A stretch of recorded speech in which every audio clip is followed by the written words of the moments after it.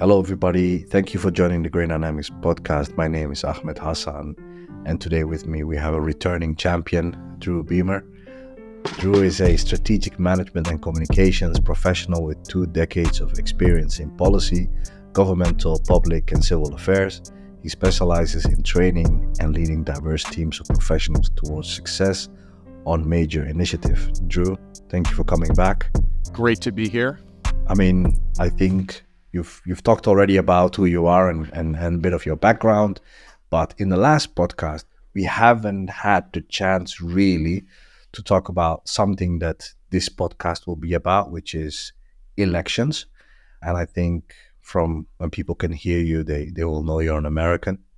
And since this is I think in history, a very important election year for around 4 billion people are going to elections.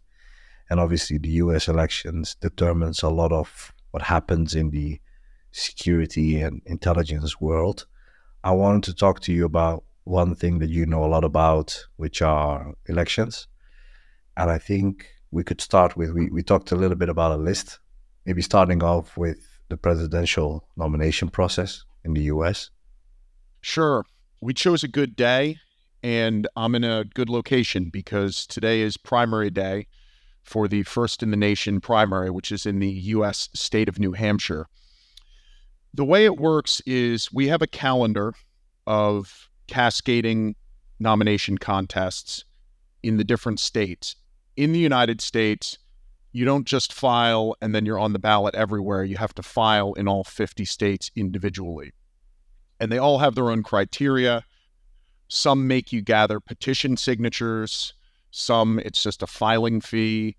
Some it's a combination of both. There are 2 primary types of nomination contests. The first one, pun intended, is a primary. And you can think of that as just people going to the polls in their town voting for the candidate they want. The second kind, which is less common, but we already had, is a caucus. And a caucus, if anyone's heard the term Iowa caucuses, they are run like a town meeting where you actually go to a high school gymnasium or a town theater, and you listen to speeches by surrogates of these campaigns. And these surrogates are afforded equal time, and then after everybody's heard the speeches, the people in attendance vote. The caucus is going to be a more politically plugged in, dedicated, motivated crowd because you have to be willing to stay there all day. Okay? The primary, you show up at your polling place, you're going to wait in a line. Where I live in New Hampshire, the line is going to be 10, 15 minutes long. You do it during lunch and then you go back to work.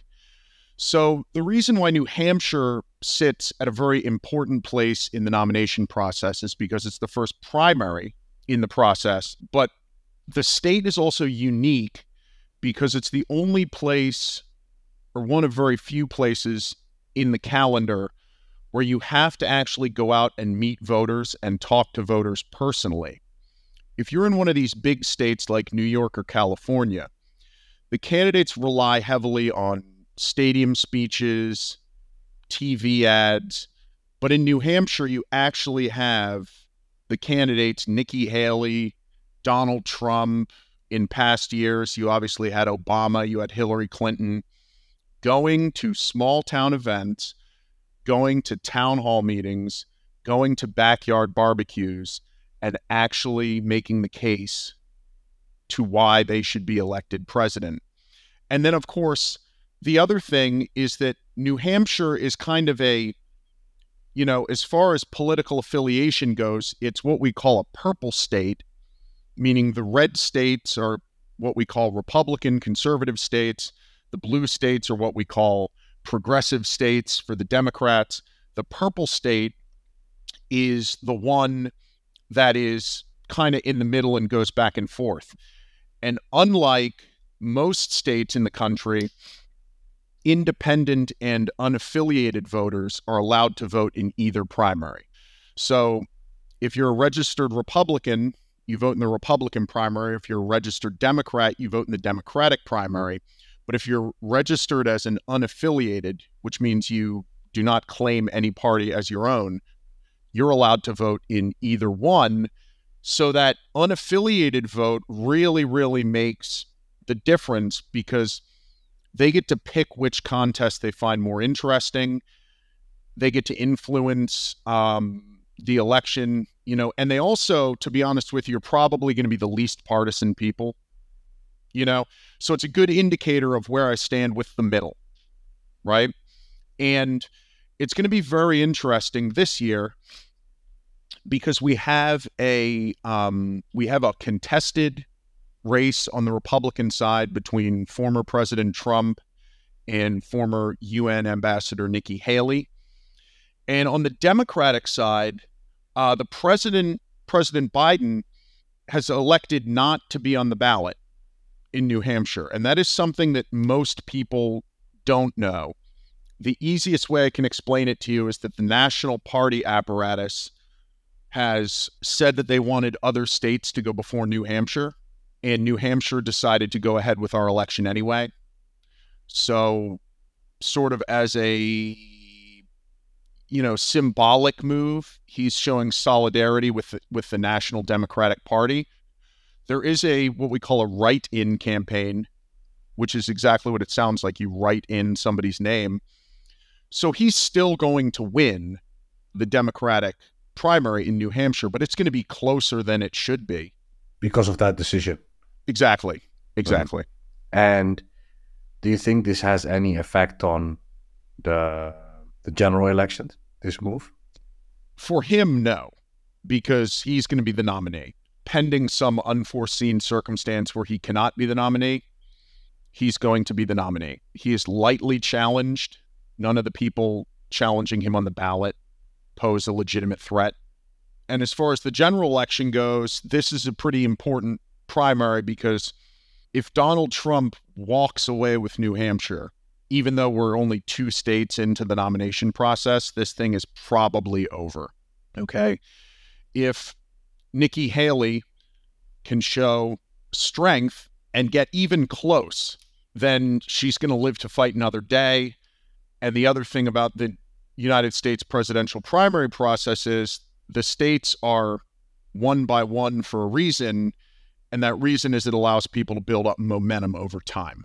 So if you come out of New Hampshire looking kind of strong, that is going to translate into more strength the further down the road you go. But then you get to a point in time, though, where you cross the point of no return, because when you win these states, you win basically points, okay?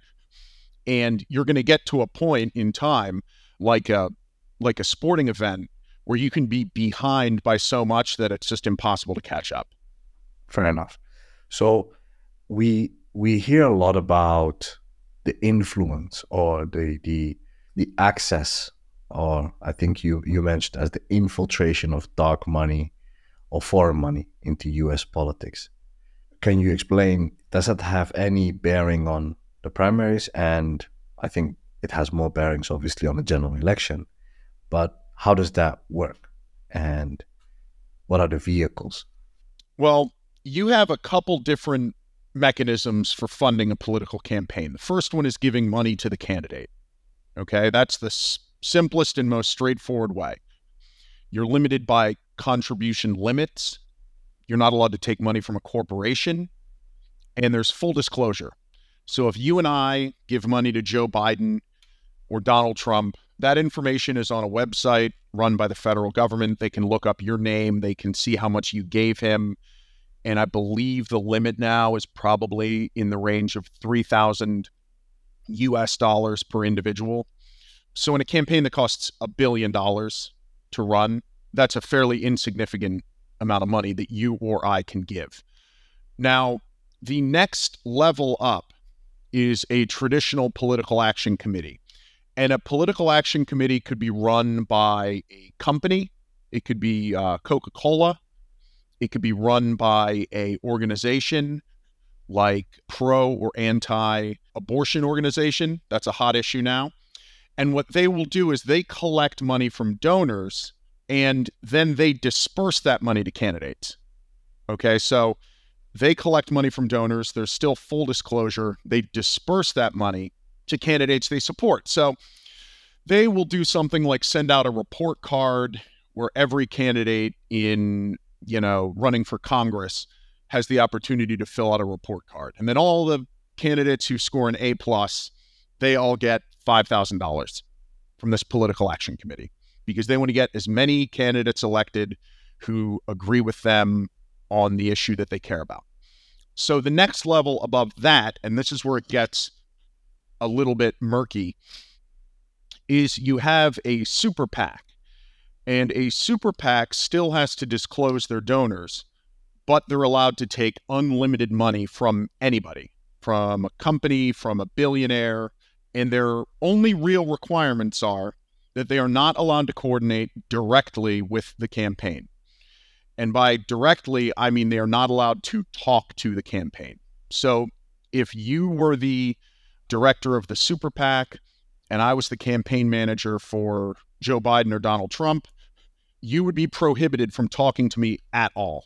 We wouldn't even go out for beers together. We wouldn't, hang out on the weekends. We would not talk to each other at all because anything could be a violation if we talk about the election. So what you do as the director of your super PAC is you conduct what are called independent expenditures. And those independent expenditures look exactly like a political campaign. They say, vote for Donald Trump, vote for Joe Biden. Here's a good-looking TV ad. Here's a slick web ad. Donate money, sign our petition, volunteer to, do whatever. But at the bottom, it's going to say paid for by Make America Great Again PAC, not paid for by Donald Trump. Okay? And the reason why that's confusing and I think pretty negative is that there's way more money in the super PAC side than in the direct, what we call the hard money side. So if you're running for some minor office, if you're running for, U.S. Congress or U.S. Senate in a very contested election, okay, it is very likely that the outside influences spend 10 times as much money shaping your narrative as you spend on yourself. And since you're not allowed to coordinate with them, you can't control what their message is. So you may be very carefully curating your image to the voting public. And you say, I want people to look at me as a sensible businessman who is a upstanding member of the community, and the super PAC, based on their polling or their, predispositions or their focus groups, is going to say, no, we're going to talk about your stance on this hotly controversial issue. Okay. And we're going to put tens of millions of dollars behind our ad campaign. And then people start calling you up and they say, why are you talking about this hotly controversial issue? You should be talking about the bread and butter stuff like, inflation and, jobs and the economy. And you say, I am talking about that stuff. It's this super PAC that I'm not allowed to talk to that's putting ads on TV with my face and my name, telling you to vote for me. And the voting public, to be honest with you, is not fully understanding of that. They look at everything that says vote Donald Trump or vote Joe Biden as coming from him. And that's not the case. Now, the final step here, and this is possibly the shadiest, is you have what are called issue advocacy organizations. Sounds very benign. Yeah, it's deliberately extremely benign, right? Or I mean, it sounds benign for a reason, is what I'm saying. Yeah. And if you love that, you'll love the names, because the names of them will always be things like Americans for America, or Citizens for Responsible Solutions, or Moms for Education, right? And what they do is they are not allowed to say vote for Donald Trump or vote for Joe Biden, but they are allowed to, quote unquote, educate voters on issues as a matter of free speech. So they can't run a TV ad that says vote for Donald Trump, but they can run a TV ad that says, here's where Donald Trump stands on this issue, and here's where Joe Biden stands on this issue. So to pick one, without getting into the weeds, a issue advocacy organization could run ads where they say, here's how Joe Biden and Donald Trump compare on the war in Ukraine. Okay. And then they would give you a very slanted view on how the two compare on the war in Ukraine. They're not telling you to vote for one. They're just saying Trump is good and Biden's bad. Make your own decision. And these organizations are where you see the infiltration of foreign money, because there's no disclosure here. These are all basically incorporated as nonprofit organizations. And where it gets extremely, extremely, extremely shady is this umbrella of organization would include something like, I'm trying to think of an actual, altruistic organization. It would include like a Red Cross. Yeah, it would include the Red Cross. It would include, the Sierra Club, which is like an environmental organization in the U.S. But it would also include people like corporations trying to get money into politics to influence. So sometimes it is done in good faith. Like we have an organization called the AARP. It's the American Association of Retired Persons. And they will do voter education based on how candidates stand on Social Security reform, on retirement reform. Okay. I would call that coming to the conversation in good faith. But a lot of these organizations that may be funded by, big corporate interests will use this as a loophole to influence elections without specifically telling you who to vote for. And since there's no disclosure for nonprofit organizations, anybody can give you money. And, when somebody gives you money, no matter what you're told, that person now has influence over you to a certain extent.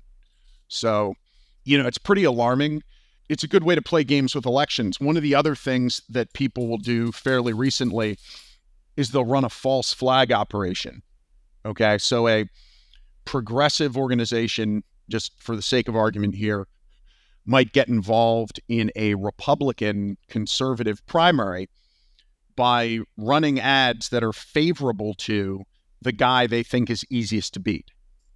Okay, so you will get a lot of people who are kind of crazy coming out of these primary elections sometimes. And the reason is you have a false flag operation from the other side artificially propping that guy up, because they know that when November rolls around in the general election, they'll be the easiest candidate to beat. That's crazy. So basically they build somebody up just to knock them down when the time comes. Absolutely. Absolutely. That's so interesting. I mean, U.S. politics is so, elections are so much more complex and convoluted than the European ones or in other places. In the last podcast that you've done, we talked a lot about the interference and the involvement of big corporations in developing countries and how some entities, nation states or corporations try to influence the elections. Can you talk a little bit about that? Absolutely. And I'm trying to do it in the least biased way possible, so I'm trying to arrive at organizations that may not be perceived as being the most biased. But let's just say that you were a foreign country that wanted the United States to pull out of the fossil fuel refined petroleum export game, okay, like we discussed last time, right? And it's a major, major long-term strategic objective of yours to get the United States out of exporting oil and gas, okay? You would put money into a domestic, climate change organization, and then that climate change organization would carry your water in elections. They would run those uncoordinated expenditures. They would run that voter education stuff where they would push a policy agenda and tell you to elect people who agreed with the green, climate change agenda. Now, that doesn't make it wrong or false or bad. That does not necessarily mean that they're lying to you. That just means that you have what we will call a bootlegger and Baptist situation, which is two seemingly very different forces uniting for a common goal. Okay? The other way that this happens, and here this might be a better example, is if you're looking at U.S. elections, and it used to be that you could only go to a couple states in the country to gamble in a casino. Okay? Everyone's heard of Las Vegas. Most people have heard of Atlantic City. They pretty much had the market cornered on casino gambling for the longest time in the U.S. So when these other states decided that they wanted to pass laws to allow gambling in the United States, you would get a lot of organizations cropping up called things like Christians Against Gambling or, Citizens Against Gambling. And those organizations are always funded by the interests that own the gambling in the other states. Okay? So you're somebody who owns a casino in Atlantic City and you're giving money to an anti-gambling candidate in Pennsylvania, one state over, and pushing a narrative that gambling is going to destroy the community. And the reason you're doing that is because you don't want gambling in Pennsylvania, because then people won't come to Atlantic City. So that would be a example of another false flag operation. And that kind of thing is very common in the United States. And like when we were talking about energy and infrastructure, it's very difficult to build things because we have very strong property rights. It's very hard to tamp down on campaign spending and lobbying money because we have very strong free speech rights. So they've extended free speech to things like corporations, political action committees. So that is how you get corporate money into things. Now, the other thing is the framing of it is, when there's ever a proposed ban on certain types of food, for instance, you had New York City banned trans fats. Mayor Bloomberg a few years ago tried to ban large sodas, large soft drinks. The food industry, the restaurant industry, will create a grassroots movement locally called, Citizens to Defend Consumer Choice, okay? And they will bang on this consumer choice narrative and rope people in on, do you like consumer choice or do you hate consumer choice, right? And of course, everybody says, I want choice. I don't want the government telling me what I can buy in a grocery store. But in reality, they're just specifically laser focused on one issue. And that one issue is to continue putting things that are proven unhealthy and or addictive into your food. So you have to assume, if you live in the United States at this point in time, that anything you see, especially in the context of a political campaign or a lobbying effort, is some kind of information operation being run on you. Now, the difference is when it comes from a campaign directly, the candidate may be lying to you, but you know what their objective is. When Donald Trump gets on TV and says something, there's no question about what his mission is, right? His mission is to be elected president of the United States. So that doesn't mean he's telling the truth. It just means that everybody knows what the guy's trying to do. If you have an organization cropped up called Citizens for Consumer Freedom, okay, you have absolutely no idea what they're there to do. They may be there to keep high fructose corn syrup in food. You know what I mean? They may be there because they don't want health regulations. They could be there for any reason. And the thing that makes it difficult is in these nonprofits that we mentioned, these issue advocacy organizations, there's really no way to know where they're getting their money from. They could be getting it from Coca-Cola. They could be getting it from the Communist Party of China. Maybe I wasn't completely clear in my question, but I was also interested in the influence in other countries, like, for example, in the third world, because I know you have some experience in that, and not that you influenced elections in the third world, but you're clued up on it. If you could give us some insight, is that similar? Is that less sophisticated? Is that more sophisticated than what's happening? Obviously, because of different laws. I would say it's less sophisticated in general, unless you're talking about European elections. That's probably extremely sophisticated. When you're talking about the developing world, they have varying levels of campaign finance laws, right? And by varying levels, I normally mean none to only a couple. Okay, that'd be the spectrum.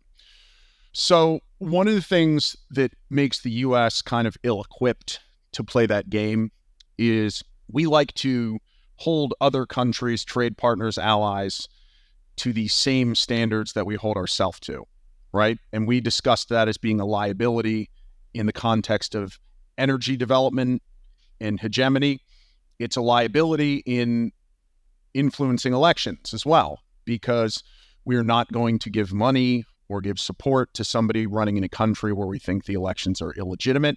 We are not going to give money, to a country where necessarily you have anything short of, an open, fair, transparent election. So the way that a lot of folks will get money into elections, quote unquote, is you can do one of two things. And the easiest thing is to just pay the guy in charge.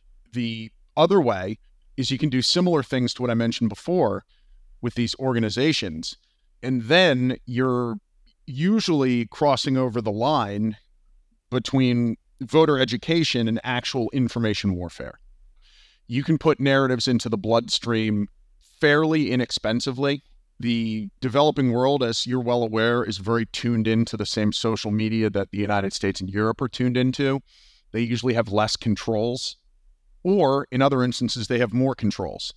And what I mean by that is, in a country with less controls, it's easier to put narratives, false narratives, biased narratives into the bloodstream of the public through things like WhatsApp, through things like Facebook, Signal app. And if there are more controls, then it's certainly easier to be on the side of the ruling regime. If you were trying to garner favor with whoever's currently in control, then you are, as we say, fishing with dynamite, right? Because you're just supporting the guy who's already in control in his effort to stay in control. So, and then a very easy way to do this too is, if you really want to influence elections, you can offer people assistance with the actual apparatus of executing elections. There are foreign countries who will say to a developing country in Africa or Asia, hey, we realize that you may not have the operations or logistics to run a fair election, so why don't you let us help you do it? We'll give you the software. We'll give you the hardware. We'll train your people, okay? And absent a compelling alternative, a lot of people take it, So now I am running your election. And that's different because what I was talking about before is influencing your election by getting money into it. And now I'm talking about actually running it for you. And that is where it gets extremely, extremely scary. Interesting. I remember a couple of years ago, the big scandal broke with Cambridge Analytica and using very sophisticated psychographic analysis to segment population and influence hot button issues or elections in general. Can you talk a little bit about this micro-targeting, behavioral science, psychological warfare, not just in the US, but in general, and how it works? Can we stop it? And if we cannot, what's the best way to arm yourself against it? So the micro-targeting has been a big issue, and it's become easier with time, and it's only going to get easier unless we implement safeguards, which I don't really think we're going to do because there's too much money at stake. But it's gotten easier because I can segment and target you based on algorithms for what you do on social media or what you do on your computer. One of the old tools that people still use is you'll put a petition online and you'll get what we call opt-in communications. So people sign up for information from you. And it's because they click on an ad that says, protect our right to bear arms, sign the petition. People sign the petition. And the issue with the micro-targeting during the era you're talking about, which is in 2016, is now like ancient history, right? Okay. You could segment and target your ads, and I don't even mean at the high level Cambridge Analytica level. I'm talking about the you and me level, okay? If you were running for local office in your city in the United States, you could say to Facebook, you could have an ad, and you could say, I want this ad to go to white males between age 30 and 40 who identify as conservative, okay? I want this other ad to go to Hispanic females, and I want this ad to go to people who make over $100,000 a year in this one. So you get the point. So my messages are no longer for the widest possible audience like they used to be. If you look at Kennedy or Nixon or Reagan or any of these people, widest possible audience. I'm going on TV. I'm putting TV ads up. I'm doing a debate. I need my message to hit the most people. Well, now I send one message to, white males between 30 and 40. I send a different message to Hispanic females. I send a message to a guy who makes more, a guy who makes less. You can segment it. We call geo-targeting by zip code or by block. You can target to devices. So you're only targeting to devices that are within a certain geo fence. So I could say I only want to target people who are within this artificial boundary that I draw. And if you leave it, you're no longer getting targeted. But if you enter it with your device, now you're being targeted. Really? Yeah, absolutely. Yeah. So I could say, for instance, like, just like if you wanted to, if you were doing a lobbying effort, okay, and you said, I only want to target elected officials who are in the actual physical Capitol building. Okay, when they leave to go across the street to get lunch, when they drive in their car home at the end of the day, I'm going to let them go. When they're in the actual physical Capitol building, I want to target them with something. You can do that. Now, whether that's legal in certain places is going to be different, but that's how the segmentation goes. One of the other ways they segment people is what I call not low tech, but medium tech, and it's email marketing. Okay. Big. To this day, it's very big. Yeah. The email marketing is especially big is because it's the only way other than text or WhatsApp where I can send a specific message directly to you, to absolutely nobody else, only to you. Okay. And those lists will be like, we have voters who care about, the right to bear arms. We have voters who care about the right to have an abortion. We get voters who care about taxes, okay? Voters who care about the war in Ukraine. But within those are smaller segments of people who gave very specific answers to very specific survey questions. So when I get the email from you, and I'm just a regular voter who doesn't know how this works, it feels and sounds like you're speaking directly to me. You know exactly what Drew Biemer cares about. You know exactly what makes me tick. You've cobbled together that profile based on answers I've willingly given you in a survey, combined with data that you've mined on me based on what I do online, combined with magazines and things I subscribe to, combined with my consumer habits of things that I buy, okay, and things that I click on. And you have a picture of me in your head that is almost as good a picture as, a good friend of yours would have. So they laser beam that message to your inbox and they say, give me $50. Whatever that issue is, I'll fight for it. Give me $50. You give them $50 with one click, okay? They've sent similar emails to 1 million people. Now they have $50 million, okay? So when people focus on the rhetoric and the tribalism and the segmentation of the electorate, They focus on the big money. They say this billionaire is putting money behind this guy. This, super PAC is doing this. What really drives the tribalization of the electorate in the United States is the micro-targeting and the geo-targeting, because you have curated a bubble for me where I go about my day and I literally think everybody agrees with me. You know what I mean? This is why the stereotype in the United States is you go to Christmas dinner with your family and your cousin you haven't seen in 2 years, and there's always a political fight. Always. Is because you live in the world of your daily life, okay? Where you're getting laser beamed pro-Trump, right? He lives in the perfectly curated bubble of his daily life where he hangs out with his friends and they get laser beamed pro-Biden. And then you come together and you're shocked by the fact that you ran into somebody who doesn't agree with you on everything, right? Which is why the advice I give to people is I say, listen, you should build into your day and into your week times to go and deliberately hang out with people who disagree with you on stuff, because when you do that and you talk to them and it's not about the border or the war in Ukraine or Israel, right? You say, wow, this guy actually cares about, 90% of the same stuff as me. He thinks property taxes are too high. The streets aren't particularly safe. And, he takes his kid to Little League. So it's a really, really good thing to do. And when I was in political campaigns professionally, I was not doing that. And you paint people as the others, and that's not a healthy place to be. I can imagine. One thing I've been wondering about for a while, we have these platforms with different demographics and ages, like Facebook, Instagram, YouTube, emails, whatever.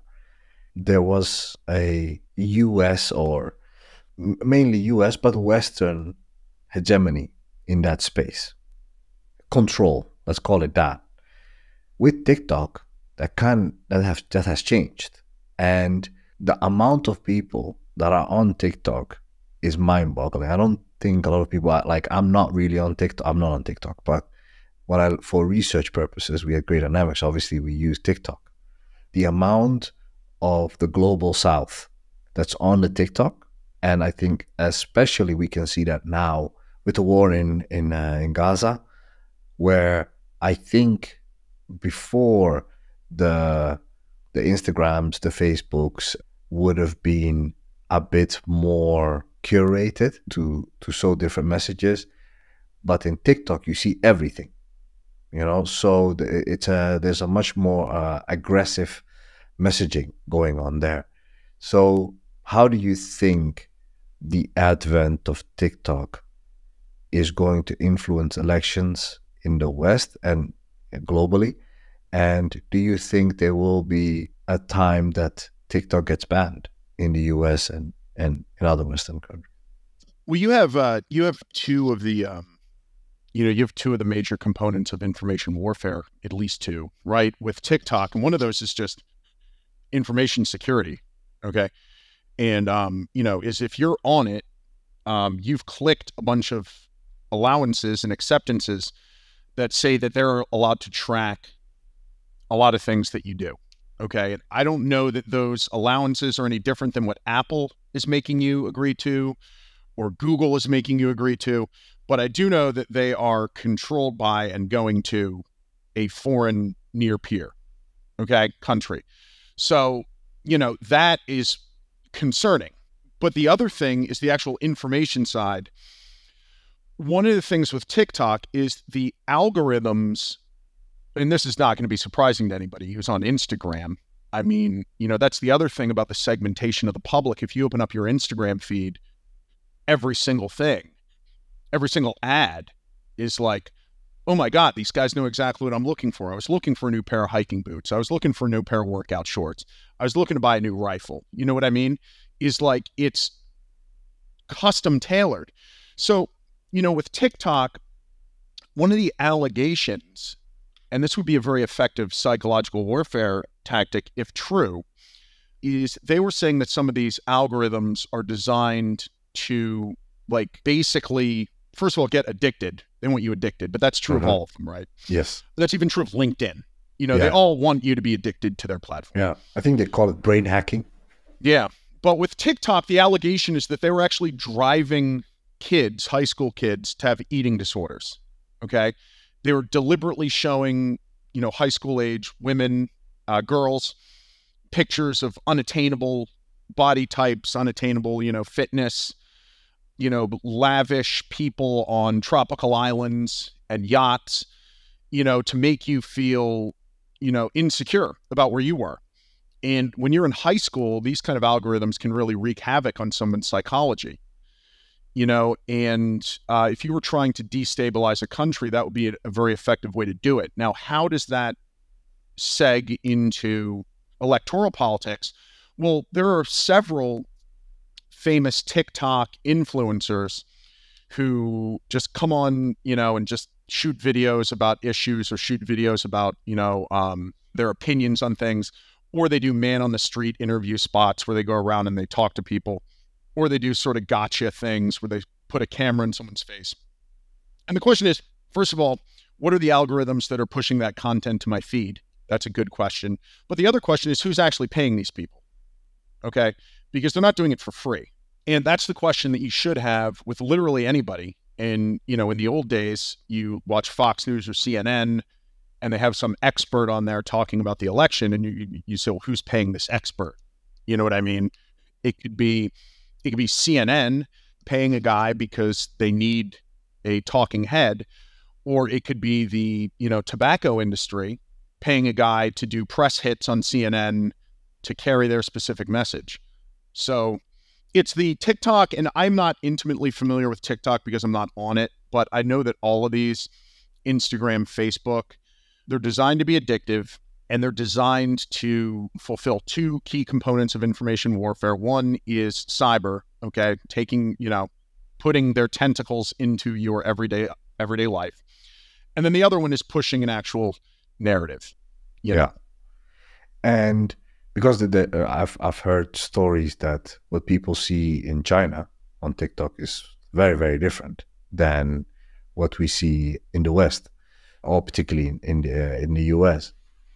But what I find interesting is that because Facebook, Instagram are not available in China, right? So why is the US allowing TikTok then to be available? And has that to do with the laws? Well, I'm going to tell you something, and this goes back to the uncoordinated independent expenditure side of politics and lobbying.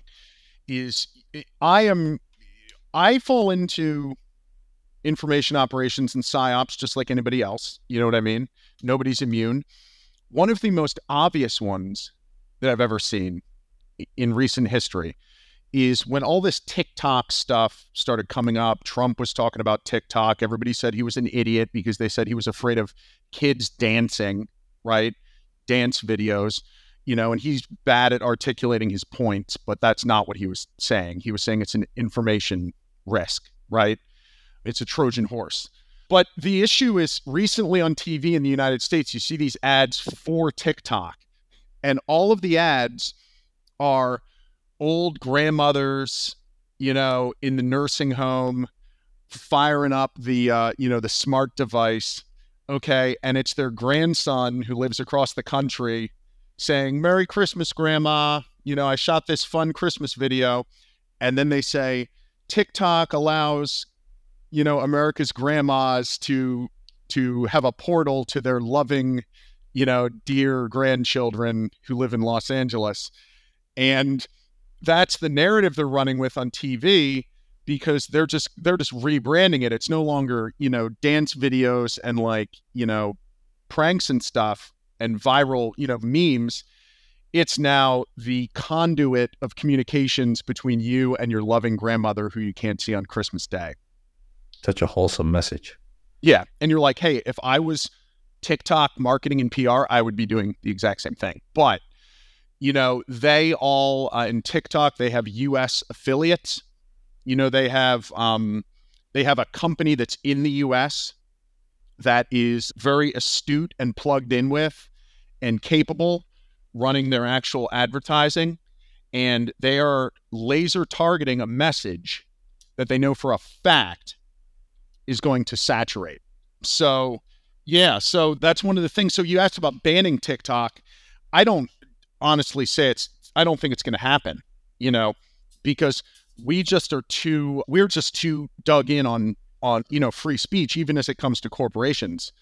And it's just, it's going to be too much of a hot button political issue, because even if you were a congressman who wanted to do it, okay, they are going to organize a bunch of constituents who are going to call you up, who are going to show up at committee meetings, who are going to go to Capitol Hill to testify, and you're going to be in a hearing room on Capitol Hill in the committee, and TikTok is going to have 200 grandmothers in that room, and they're all going to testify, and they're going to say, please don't take away the only thing I have to see my dear grandchildren.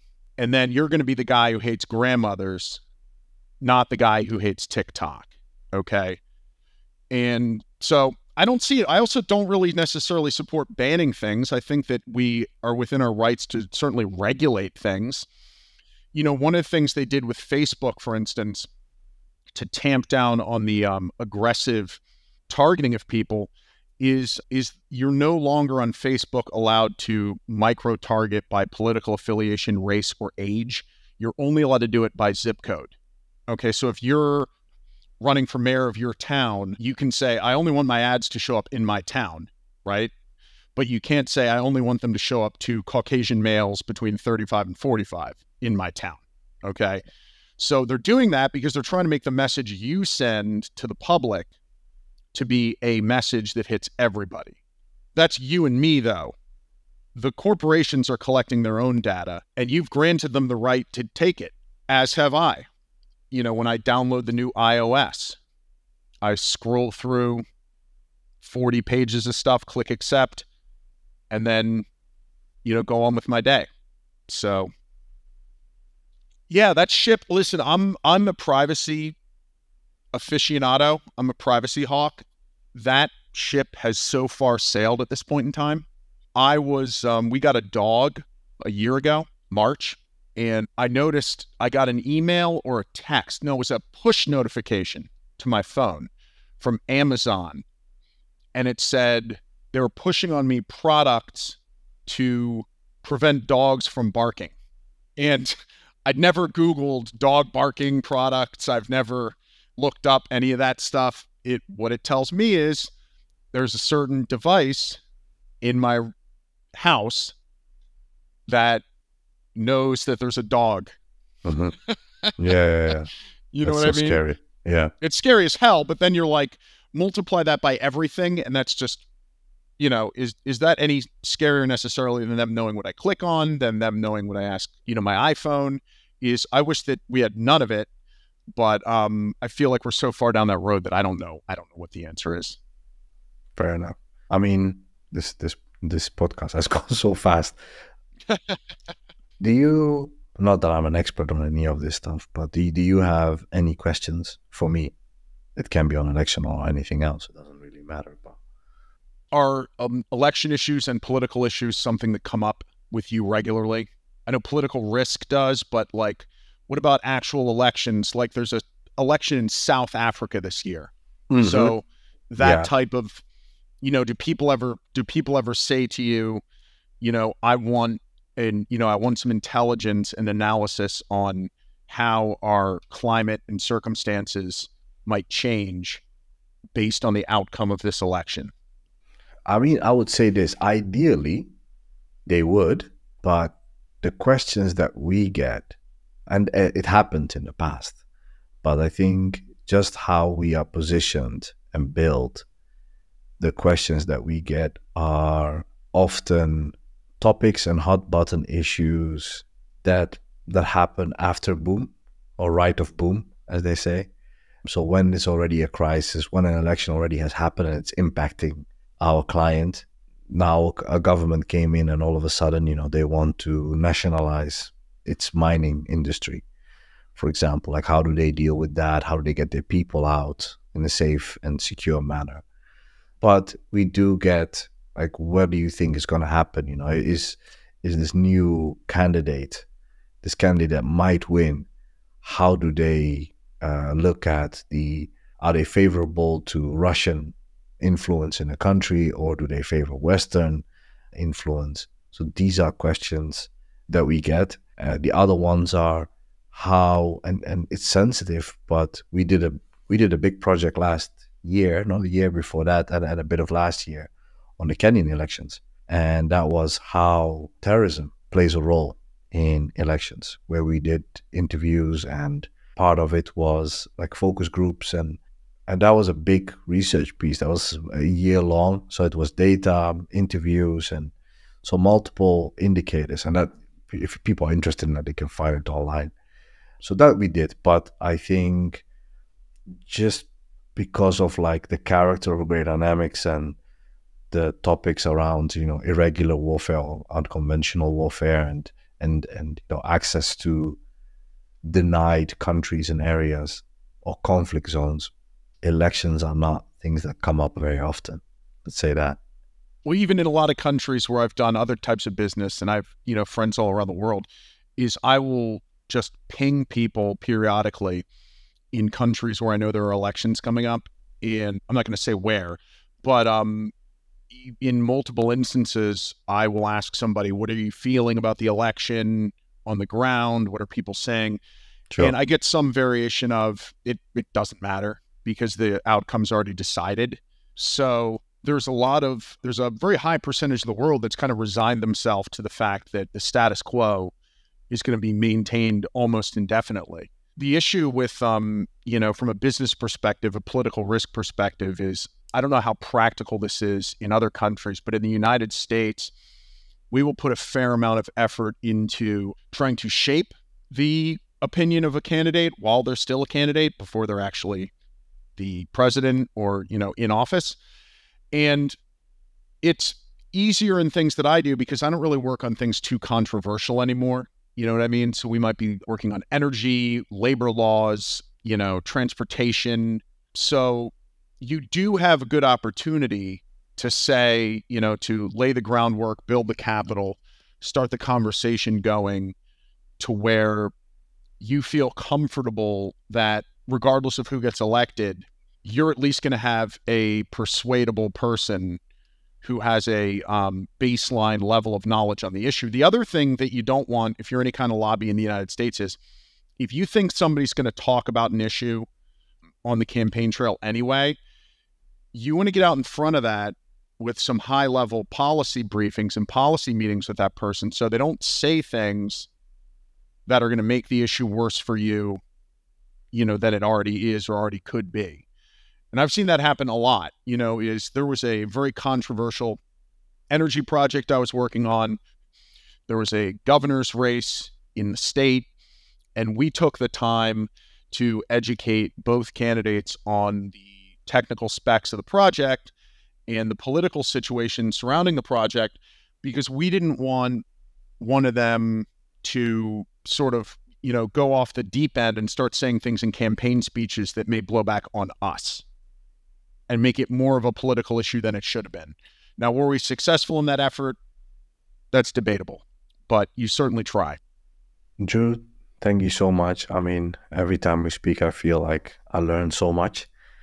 Any cultural recommendations? What are you reading? What are you listening to?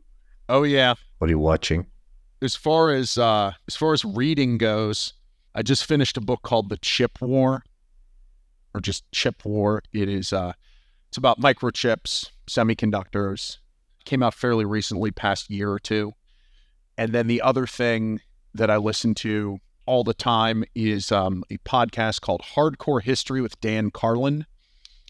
And if you're a history nerd like me who actually enjoys 6-hour lectures on obscure topics, it's phenomenal. I mean, he has one called Supernova in the East, which is like a 20-hour lecture on the rise of Imperial Japan. And then the book that I read recently that I think everybody listening to this podcast should read is called War is a Racket. Have you ever heard of that book? No, I'm going to write it down. War is a Racket is a book by Marine Corps General Smedley Butler. And General Butler retired from the Marine Corps in 1935. And this book was probably written in 1936 or 1937, okay? And everything he says about the military-industrial complex holds up. If you swapped out the names of the wars and the names of the weapons, and you swapped in modern places, modern weapon systems, it would still absolutely hold up. His examples were talking about when he was getting ready to go to World War I, the Defense Department was signing billion-dollar contracts for horse saddles for a military that no longer had cavalry. Yeah. And he is, and it is literally War is a Racket. It's a couple-hour read. It's a pretty short book. And anybody listening to this who's interested in military-industrial complex, national security, 100% guarantee you will enjoy that book. That's a great shout. All right. I think from my end, well, I'm rereading a book, but that's more for fun. I'm reading I Am Pilgrim, Terry Hayes. It's like a spy novel. I think his second book just came out, so I thought this was a sequel, but it isn't apparently. But I'm already like halfway into the old book, so I cannot stop now. And really, I know this sounds very counterintuitive. I don't listen to anything intelligence, military, security related, or watch anything really. It's everything I do outside of my work, because I read for a living. So and write. So I just like have guilty pleasures. I'm big into Japanese mangas, so I read those. The guys at home cannot see this, but I'm showing Drew now something I'm reading right now. It's a classic vagabond about this wandering samurai. Highly recommended. You recommended to me The Old Man last time. Yeah. And I watched it. It's phenomenal. The only thing I'm upset about is I watched the whole series in like one weekend.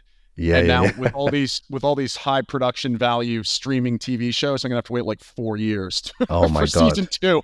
Yeah. There's so many. I mean, if I can recommend you something else that I watched around that, I think The Diplomat on Netflix is really good. I think The Night Agent is really good on Netflix. Reacher on Amazon is amazing. I would say that season 1 was amazing. I haven't seen season 2 yet. I joked with somebody the other day. I said, it's not easy to see your entire life in a biopic online, but I said, Reacher did a pretty good job. Of course, I'm joking. Season 1 was phenomenal, and not to really poison the well here. Season 2, not as good. Okay. Yeah, I haven't seen it yet, and it's hard to replicate, I think, a second season. And I'm watching something now, but I'm watching this with my wife, is a Yellowstone.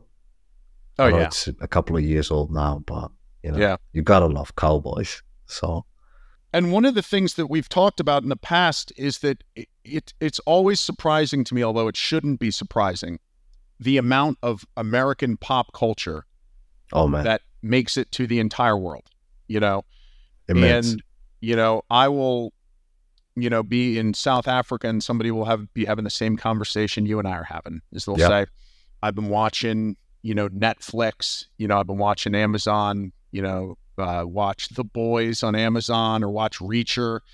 And for a second there, I'm like, wow, I can't believe this guy's watching the same stuff as me. But then you realize we're all consuming the same pop culture content at this point in time. I wanted to show you. You mentioned something just now. Sorry to interrupt you, but no, go ahead.